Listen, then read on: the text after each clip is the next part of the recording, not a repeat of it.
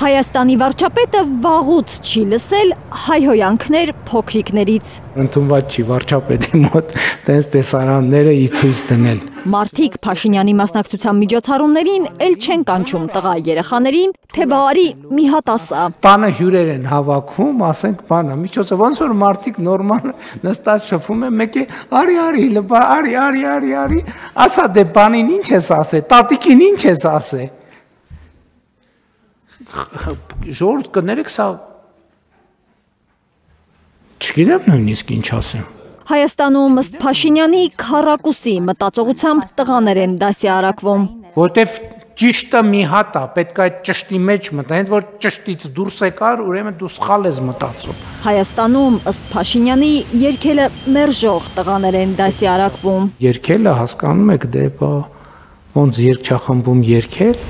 Սովորել չեն սիրում հայաստանցի տղաները։ Ոնց գնացել եք բում փոխանակ դուրս գաք տենակ ինչ կա հայատներում կողքի բաներում սադերում բանում պրոցեսներ են գնում դուք գնացել եք բանում լսարանում նստել եք։ Մտահոգված է վարչապետը, որ տղաները խնդիրներ ունեն ավել բռնելու հետ։ Խնդիրը ավելի ու տղամարդու մասին չի, խնդիրը միջավայրի մասին է։ Աղբի մեջ ապրելը ամոթ չի։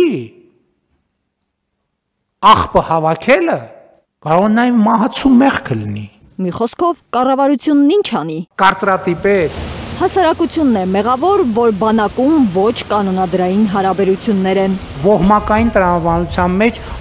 Հասարակությունն է մեղավոր, որ քրեակատարողականներում երիտասարդ կյանքեր են ընդհատվում։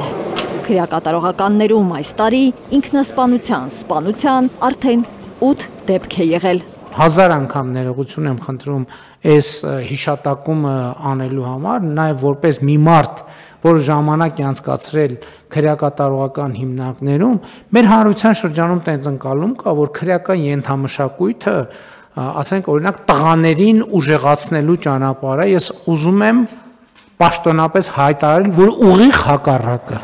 Փաշինյանը որպես նստած դուրս եկած մարդ է հայտարարում, քրեական ենթամշակույթը տղաներին բոլոր առումներով է թուլացնում։ Զրկվում են կամքից, զրկվում են խելքից, զրկվում են ինքնուրույն մտածելու եւ մտածողության սեփական բանաձևեր ունենալու բանից հնարավոր ինչքան մարդը քրեական ենթամշակույթի մոտ է, այնքան ավելի հեշտ կառավարելի է։ Բանտային տարիներ անցած վարչապետը իր խոսքով պաշտոնավարման օրվանից է պայքարում բանտային բարքերի դեմ։ Իսկ արդյունքը ԿՊ-ն 7 տարի է իշխանության է։ Էլի քաղաքականություններ մշակելու անհրաժեշտություն ունենք։ Ոնց անենք, որ տղաներին ավելի մոտեցնենք գիտելիքին, կրթությանը։